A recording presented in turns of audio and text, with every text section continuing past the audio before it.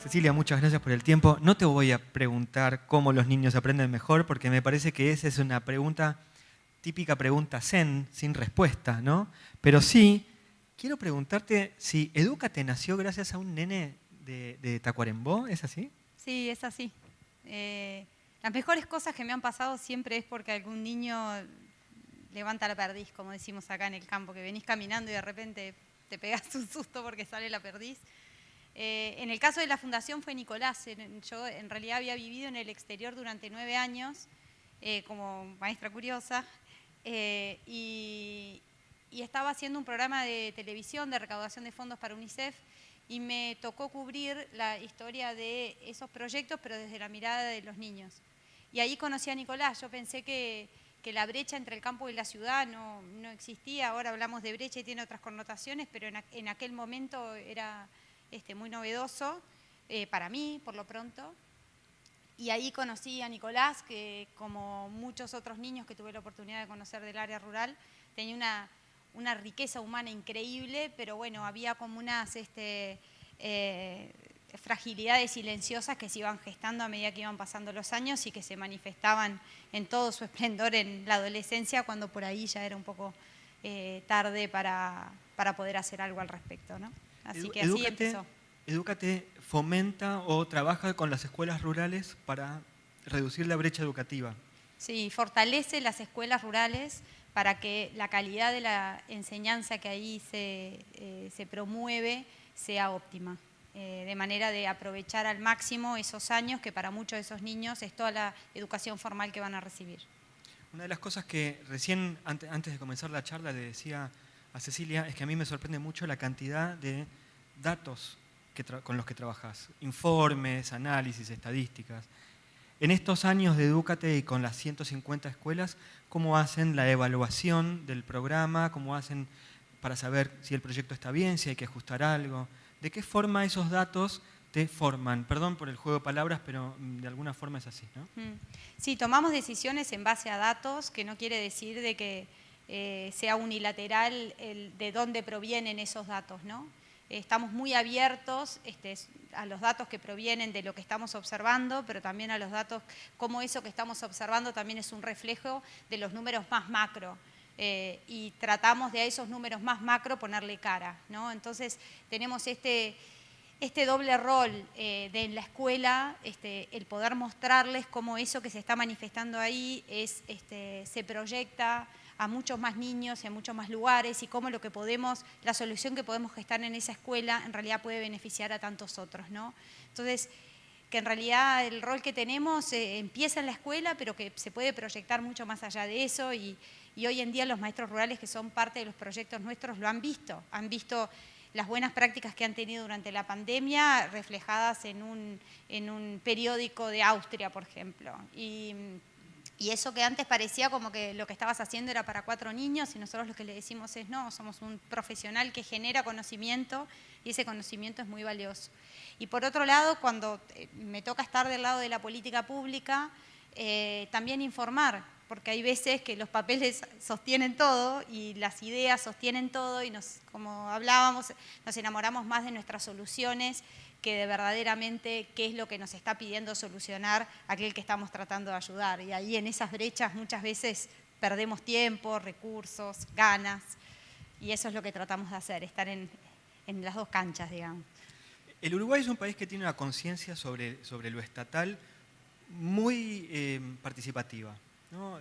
La gente realmente tiene conciencia de su responsabilidad ciudadana. Y ustedes desde Edúcate trabajan con escuelas de zonas rurales, zonas vulnerables, pero no hacen asistencialismo. ¿Cómo es ese trabajo? ¿Cómo haces como para trabajar con empresas, mirar al Estado? Vos mencionabas justamente los dos entornos y no caer en algo que por ahí sería mucho más fácil, ¿no? Que es el asistencialismo.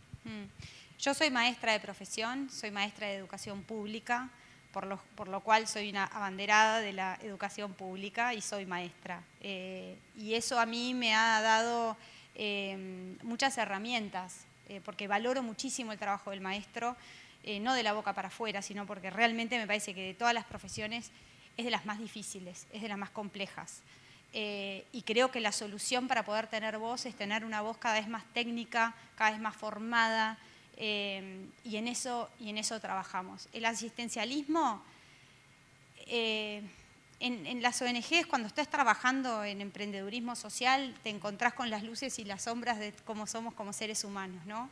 A veces aprovechando esa vulnerabilidad y a veces aprendiendo de esa vulnerabilidad, porque somos los que llevamos soluciones y los que nos llevamos soluciones dependiendo qué tan abierto está uno a aprender. Nosotros cuando vamos a la escuela llevamos un tipo de conocimiento, pero nos llevamos del cual carecemos muchísimo más. Y es en ese intercambio que nos vamos nutriendo. El asistencialismo nunca fue una opción para la Fundación. Yo desde el comienzo dije, yo no quiero juntar juguetes, yo no quiero juntar libros, y yo no quiero juntar lápices, yo no quiero darles la mochila para que empiece el año. Yo quiero que nuestro objetivo sea ser innecesarios, quiero que nuestro objetivo sea desaparecer. No tendríamos por qué tener el rol de estar fortaleciendo las escuelas rurales, no tendríamos que tener el voz de darle voz y espacio a los maestros para que muestren su valor, pero hasta que eso se instale, queremos ser parte de la luz que ilumina un poco más, la voz que amplifica un poco más, y en eso es en lo que hemos estado trabajando. En algún momento, en alguna de las respuestas, hablaste de la pandemia. En la pandemia, las escuelas cerradas y la comunicación a través de la tecnología.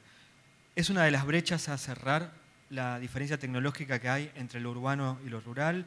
¿Hay una complejidad extra para los estudiantes de las escuelas rurales? Por ahí conectividad o incluso en algún momento energía eléctrica. Digo, ¿cómo la tecnología, que es un tema del que hemos estado hablando un montón aquí, pero siempre pensándolo desde un lugar establecido, aparece como realidad problemática en una escuela rural? La verdadera brecha tecnológica, o la verdadera oportunidad tecnológica que podría reducir una brecha, hoy en día se da en secundaria. El 42% de las escuelas públicas de Uruguay son rurales, por lo cual tenemos una extensión en territorio bastante amplia. Pero esto se corta en secundaria, por lo cual tenés un porcentaje de un 60% de nuestros niños rurales que no van a llegar a tercero de liceo. Eso para contestar a tu pregunta en dónde empieza a radicar la inequidad.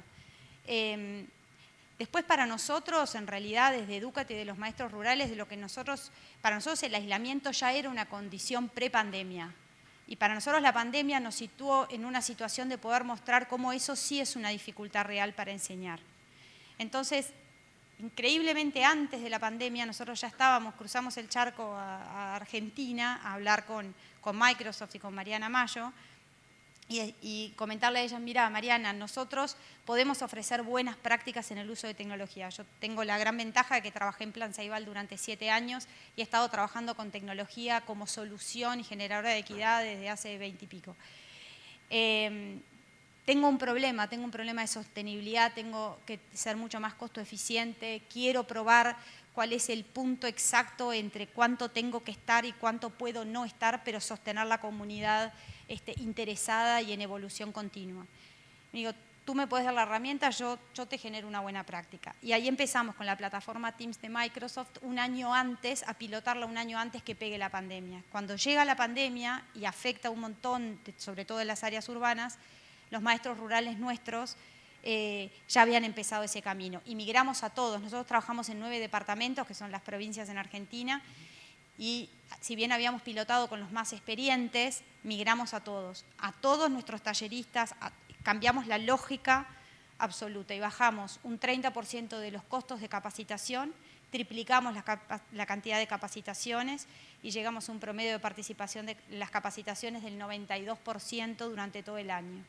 Entonces, lo que nosotros hablábamos con los maestros es, este es el momento en donde solo vamos a mirar cómo la tecnología es una oportunidad para avanzar. Todo lo demás nadie nos lo está pidiendo en este momento, por lo cual hagamos foco ahí, que es en donde todo el mundo en este momento está mirando y nosotros vamos a ofrecer una solución.